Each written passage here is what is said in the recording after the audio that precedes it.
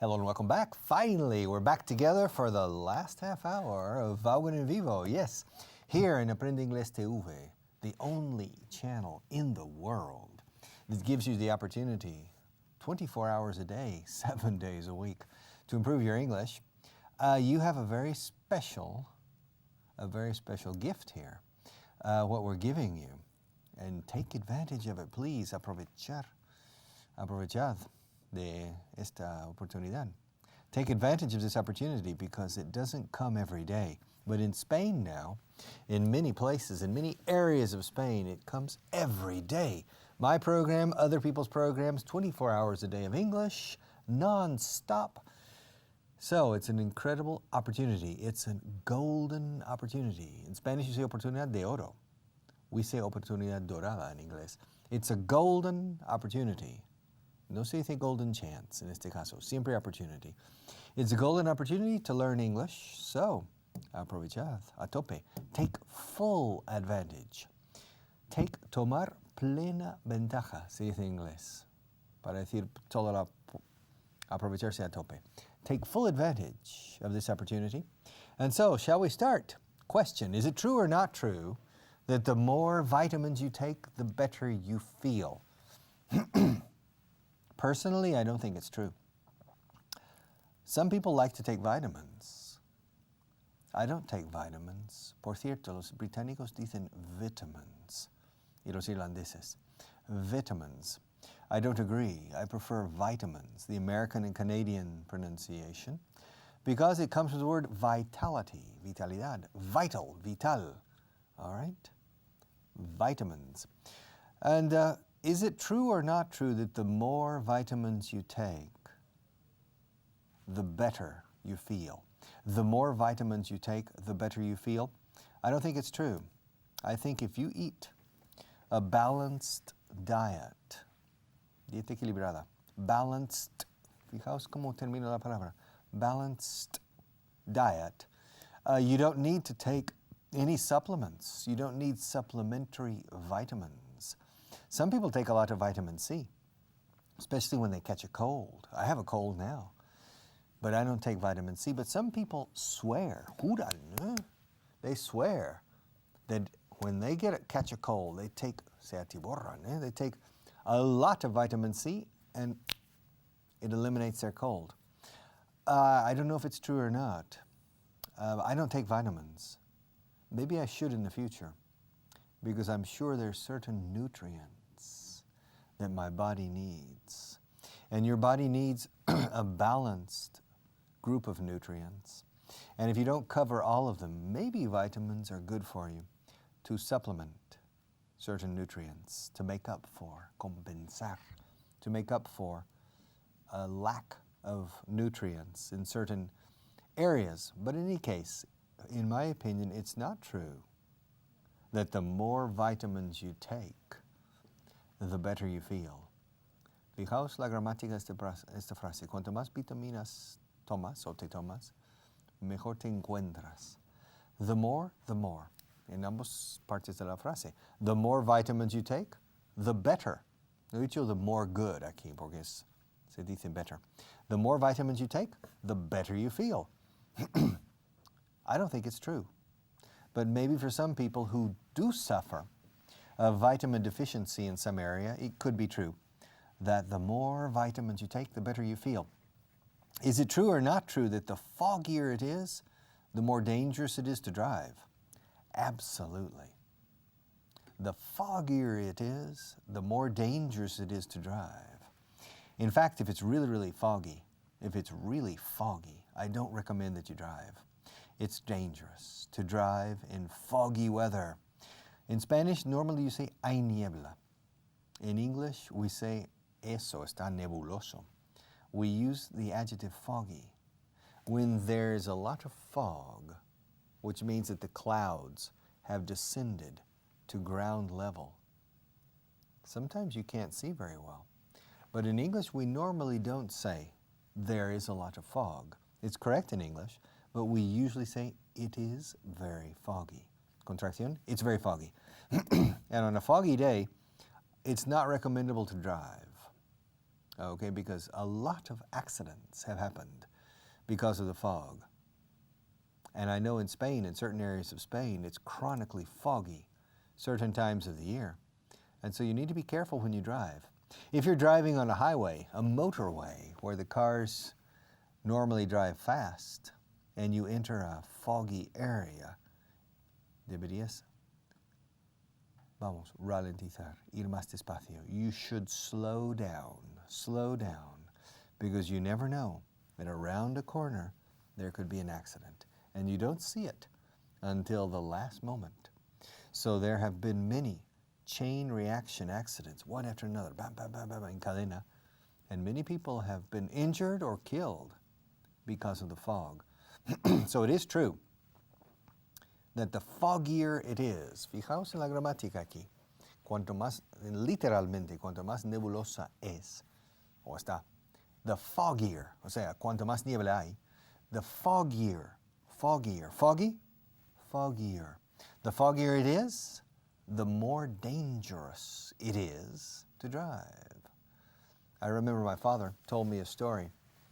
My father was stationed in England during the Second World War. He was a pilot. He flew P-38 airplane, a photo reconnaissance. My father's job was to fly over France, Germany, Austria, even Romania, the oil fields of Romania, and to take pictures. And then to return to England. They developed the pictures, studied them, and then sent the bombers to bomb. Now, my father was stationed in an air base, or airfield, campo aéreo se dice en inglés, an airfield next to Oxford, England. And he told me about the fog. And he told me sometimes that in England the fog was so thick you couldn't drive. And what they did at that time was, my father told me that on 2 occasions he had to get out of the Jeep, era un Jeep, as a passenger, go around, put his hand on the hood, el capó, on the hood of the Jeep, and walk with his hand extended in front of him to make sure there wasn't a car or a Jeep or a vehicle in front of him. And the other person was slowly driving at the pace of a person walking. That's how thick the fog was. Thick. Thick significa grueso, pero también espeso. Una sopa muy espesa ya es una especie de puré. It's very thick. All right. The opposite of thick is thin. Thin también, delgado, thin person, and a thin soup. Una sopa no espesa, lo contrario. And so it's thick and thin, but when we talk about fog, we talk about thick fog. In fact, in England, they call it pea soup fog. Niebla de sopa de guisantes. It's so thick. All right. So it is true that the foggier it is, the more dangerous it is to drive. Veamos una vez más la estructura de esta frase. Cuanto más niebla hay, o literalmente aquí, cuanto más nebulosa está el ambiente. The foggier it is, the more dangerous it is to drive. Next question, is it true in your opinion, is it true or not true that the more debts you accumulate, the more money you have? It's an interesting question. Is it true or not true that the more debts, deudas, debts, tiene una B en medio, pero esa B, como os he dicho en varias ocasiones, es muda. Debt. Deuda, debt. Tengo muchas deudas. I have a lot of debts. Now the question here, is it true or not true that the more debts you accumulate, todos miuda, dos veces mu, accumulate, Miguel Miura, el dramaturgo, accumulate. Is it true or not true that the more debts you accumulate, the more money you have? Well, it depends. If you contract a debt, which means if you go to a bank, to a financial institution, to a friend, to a neighbor, and you ask for money, you borrow money from the institution or from the person, well, you are establishing a debt towards, hacia, that institution or that person. Now, and if you successfully receive the debt, the money, you borrow the money, then you have money. Now, if you spend the money, then in this case it's not true that the more debts you accumulate, the more money you have. Now, if you spend the money on physical assets, if you spend the money on physical assets, activos físicos, tangibles, tangible assets, then you have something physical. If you buy a microphone, you have a microphone. If you buy a table, you have a table. If you buy a computer, you have a computer with the money. And this has a value. So the more debts you accumulate, the more money you have, not necessarily. But if you use the money wisely, sabiamente, then the more debts you accumulate, the more things you have. That's true. Of course, you have more debts as well, but you have more assets, activos, assets. Liquid assets, money, if you don't spend it, or physical or tangible assets if you buy things, okay? So you have more. Yes, the more debts you have, the more things you have. Now, if you borrow money from a financial institution or from an individual, from a person, and you go to the casino and spend it and lose it, then it's not true. That the more debts you accumulate, fijaos de nuevo en la pronunciación, de acumular, mucho you aquí, accumulate. The more, if you go to the casino and you burn the money, decimos en inglés quemar el dinero. If you burn the money, you lose it in the casino, then it's not true that the more debts you accumulate, the more money or the more assets you have. But if you spend the money wisely, the money that you borrow, si lo gastas de forma sabia, if you spend the money wisely, then it's true that the more debts you accumulate, the more money or assets, de nuevo, you have. I'm going to change over there. All right? Next question. Is it true or not true that the more money you have, the richer you become? I don't know. Is it true or not true that the more money you have, the richer you are? Not necessarily. There are people who have a lot of money, but most of the money is debt. Volviendo a la palabra deuda. Debt. And if you have a lot of debts and you don't spend the money, then you have a lot of money in the bank. But that's a stupid thing to do, because normally you pay more interest on the money you borrow than you receive on the money you have in the bank or in other financial instruments.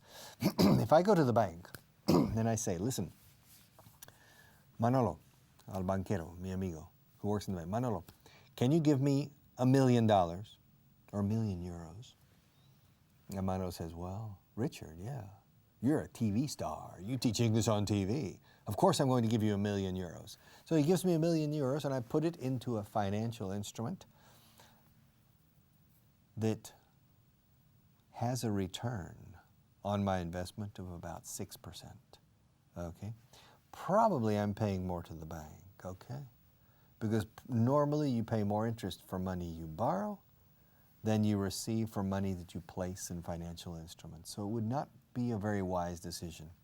So is it true or not true that the more money you make, the richer you become? Maybe. It depends on how you make the money.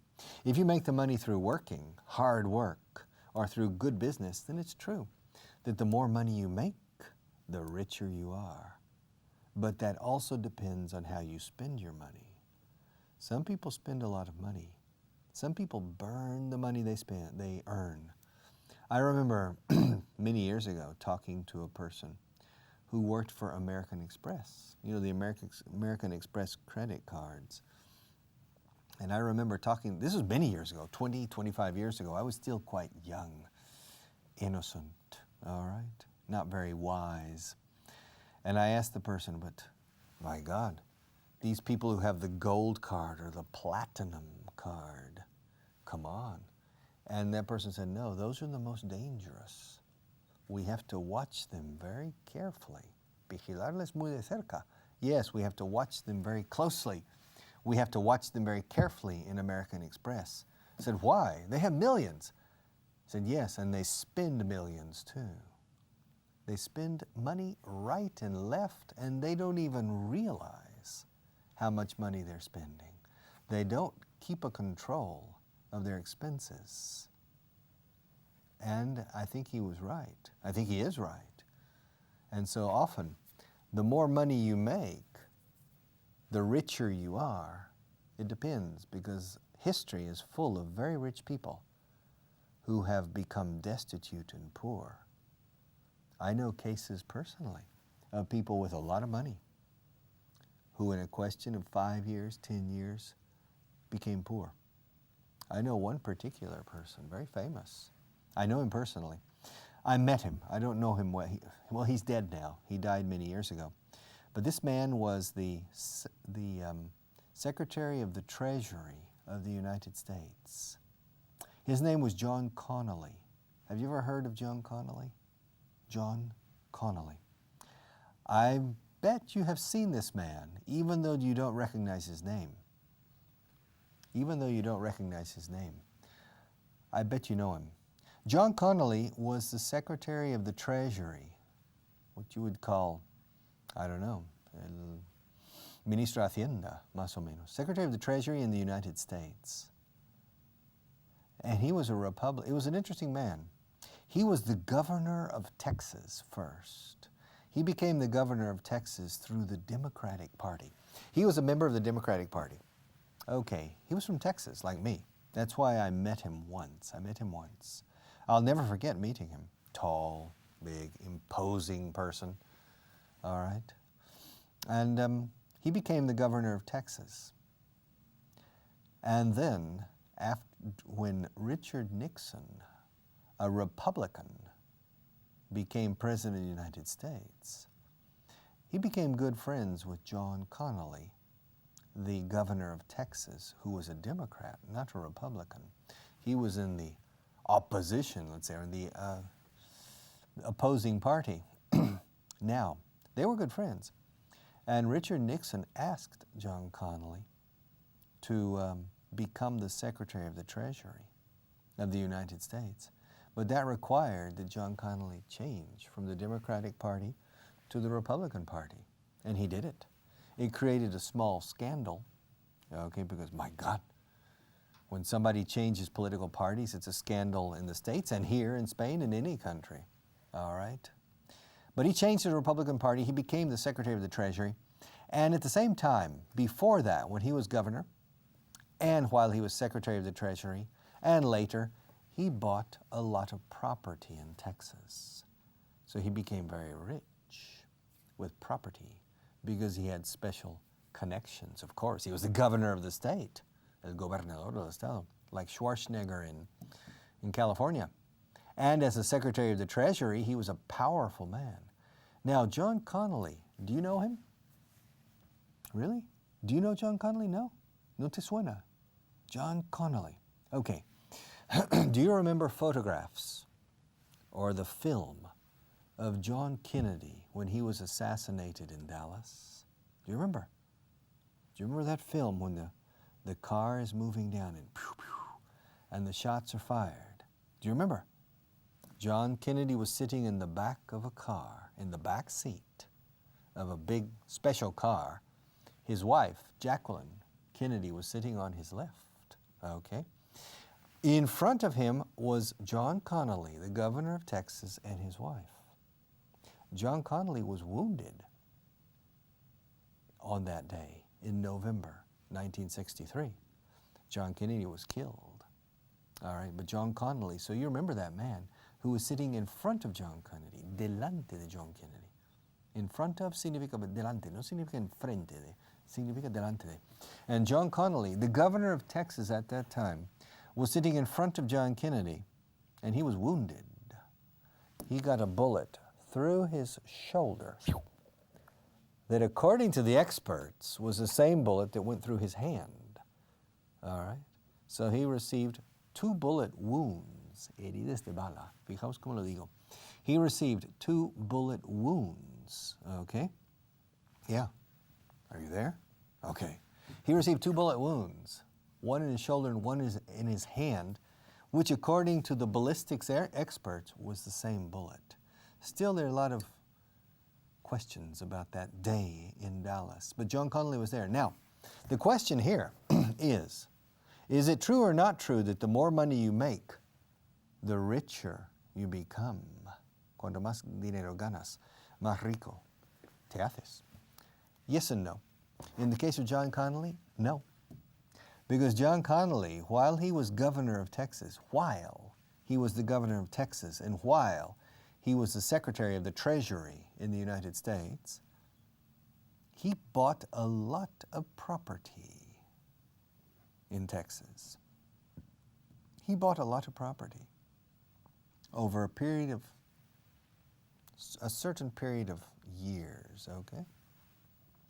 And most of the property he bought, he borrowed money. He went to the banks, to different financial institutions. And of course, they lent him money. Le prestaban dinero. Because it's John Connally, of course. My God. Of course they're going to lend money to John Connally, the ex-governor and the current Secretary of the Treasury. And besides, the prices of real estate, real is real, estate, con E delante, escrito estate, con una E, significa patrimonio. Real estate, literalmente, real patrimonio, patrimonio real que son bienes raíces, es inmobiliaria, okay? So he bought, real estate prices were going up in Texas. Usually real estate prices go up in Texas, not always, all right? But during that period, John Connally was borrowing money from the banks. Yeah, borrowing money from the banks, investing it in property, real estate, land, buildings, houses, construction developments, urbanizaciones, everything, basically with borrowed money, dinero ajeno de los bancos, que es de los depositarios al fin y al cabo, from the depositors. And then, kaboom, the market collapsed. The market collapsed because the international prices of oil collapsed in the 1980s, during the Reagan administration.